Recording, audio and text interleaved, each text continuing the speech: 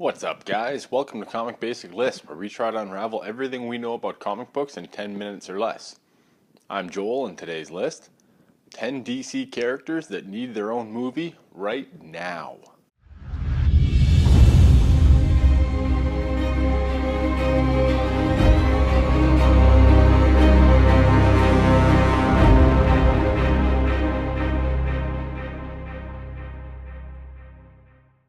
Before we begin, I'm going to ask you to do something for me. I need you to go ahead and hit that subscribe button right below this video. Not only does it ensure that you don't miss a video, it helps this channel grow. It seems that DC is reluctant to bring their characters into mainstream culture. Actually, it seems as though they're reluctant to bring characters not named Superman, Batman, or Wonder Woman to mainstream culture. I don't want to say that I know everything, but I do know that they're wrong. The company and its near century of history have as close to unlimited potential as an entity could. They deserve to have more on showcase, and the world deserves to see more showcased. If I had any say in the matter, which I don't, I know exactly the route I'd go. Here are 10 DC characters that need their own movie right now. It's obvious why both DC and Warner Brothers are hesitant to bring the Green Lantern back to their universe. The Ryan Reynolds-led Green Lantern was a disaster. The special effects were awful, the story was shit, and worse yet, nobody cared about it while watching it. Even Reynolds has been unabashed when talking about it. Remember, during the credits of Deadpool 2, it was Reynolds who traveled back through time and prevented himself from accepting the role. That aside, Green Lantern, whatever version DC decides on, is needed in their movies. He is a staple inside their universe, and it is a tragedy that he has yet to reappear. Thankfully, during Justice League, the Green Power Rings were mentioned. Hopefully, it won't be too long until the Lanterns reappear. No matter how many call for it, a Lobo movie has yet to be greenlit. To many, myself included, this is and has been a huge surprise. After the phenomenal reaction to Deadpool and Logan, Lobo is a perfect choice for the next rated R movie. But it's more than that. Initially created as a villain, Lobo quickly got lost inside the realm of many forgettable villains. It wasn't until he was revived in the 1980s as a parody of comics' most popular characters that he found a home. Lobo was born on the planet Zarnia. Realizing that he wasn't happy with those around him, he destroyed his people, thereby making him the last known member of his race. From there, he boarded his motorcycle and went on to become the premier bounty hunter in DC. What makes Lobo perfect for cinema is that he will take on any bounty. In fact, the more outlandish and violent it is, the more willing he is to do it. For these reasons and so many other reasons, Lobo needs his own movie. Nothing more than a one-off movie, a Manhunter movie, would go a long way to introducing the Cosmic to the DC Universe. If DC has any hope of catching, or at the bare minimum keeping pace with Marvel, bringing forth the Manhunters is a great way to do it. Initially charged with keeping peace among the galaxy, the Manhunters soon failed and brought forth devastation and destruction. This resulted in the Guardians of the Universe to bring forth the Green Lanterns. See what I did there? The introduction of the Manhunters would inevitably bring forth the Green Lanterns. With both in tow, DC could begin to introduce the other Lantern groups. Don't get me wrong, I love seeing Superman, Batman, Wonder Woman, and the others team up for a good old-fashioned beat-em-up.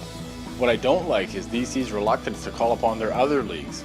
Justice League Europe, Justice League Task Force, the Argus League, Justice League Beyond, Justice League Dark, Extreme Justice, Justice League International. If DC wants to do something that will capitalize on the most familiar team in comics, they should start introducing more leagues. Imagine a universe that had a Justice League at every corner.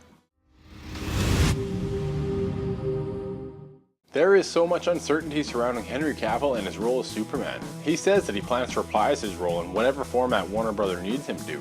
Unfortunately, there are rumors running rampant that suggest the exact opposite. As the world scrambles to decide exactly who could wear the blue spandex with red shorts, let's not forget that there is someone in DC equally as super. Supergirl is every bit as good as Superman. She possesses many of the same abilities and can hold her own against anybody in comics. Unfortunately, to the detriment of the entire world, she is untested in cinema. I say forget Superman, let's see Supergirl. For all the reasons already said about Supergirl, Warner Brothers needs to take a long, hard look at Batwoman. You may be thinking to yourself that I meant to say Batgirl. You'd be wrong. If their Birds of Prey ever gets off the ground, I suspect that Batgirl will make her appearance there. Kate Kane, or Batwoman, is one of the most strong-willed characters in comics. When it comes to standing for what she believes in, her convictions, and the protection of others, there may be none better. She is the daughter to a military colonel who, after fighting off a mugger, becomes addicted to fighting for justice. Just like the Flash on CW, there is room for two Batwomen in DC's live-action universe. Say what you want about Jason Todd, he deserves a spot in cinema. Not only has he become a fan favorite character, but he has also done so after being labeled one of the worst Robins ever. Jason Todd is famous because of a beatdown at the hands of the Joker that left him thought dead. What made this worse was the fact that the readers wanted him dead. When asked to phone in a vote if he should live or die, the fans chose death. Now back as the Red Hood, Jason Todd is one of the most violent heroes that DC has to offer. Because he was trained by Batman, he has the know-how to stand up to almost anybody and walk away. Jason Todd needs to be a part of DC's cinematic universe and should do it as more than a plot point in an adaptation of A Death in the Family. Gal Gadot's Wonder Woman was the standout film in an average set of introductory movies. With it, whether DC realizes it or not, the company was onto something. For the first time in the history of superhero movies, Wonder Woman was led by, well, a woman. DC should be rushing to capitalize on this. Sure, there are rumors that Harley Quinn may or may not get her own movie. However, to stay a step ahead of their rivals, the company needs to introduce more of their women. Zatanna is a perfect example of this. Debuting in 1964, Zatanna has rocketed into becoming one of the most recognizable and loved characters in comics. Not only could she carry a movie, but is there a better way outside of Justice League Dark to introduce the supernatural side of DC? That's called big picture thinking. Of all the members of the Justice League, arguably none are more powerful than Martian Manhunter. Imagine for a moment any one of these on full display. Shape-shifting, invisibility, phasing, superhuman strength, speed, durability, and stamina, regeneration, flight, telepathy. If DC is looking for a character not named Superman to carry the torch of Superman, very few are as well equipped to do it as Martian Manhunter. And in keeping with the quest for the Cosmos theme we have going, John Johns is an alien. Is there a DC character more equipped to transform the superhero movie genre quite like the Spectre? I mean, all the movies released to date have followed one of two paths, action or comedy. Actually, when we're lucky, some of the movies combine the two. Fox teased a step away from the status quo with the New Mutants, but who knows if and when that will come. The Spectre could launch DC into untested waters and allow them to prove that superhero movies can cross the horror bridge. A being with immense power, the Spectre uses it to inflict his form of justice on the world. And what is his form of justice? Bloody, brutal, violent, and horrific. If DC wants to prove they are more than a follower, being the first to do a horror movie would go a long way. And that's it. 10 DC characters that need their own movie right now. What do you think? Did I miss any? Would you add any? Let me know in the comments below. As always, I'm going to ask you 3 things before you go. First, if you like this video, hit that subscribe button. It really helps this channel grow. Second, if you really liked it, be sure to check out our other videos. If you don't know where to begin, no worries. I've given you a recommendation up in the right hand corner. Third, I'm going to ask you to check out 2 websites. First, I need you to go check out something we really believe in.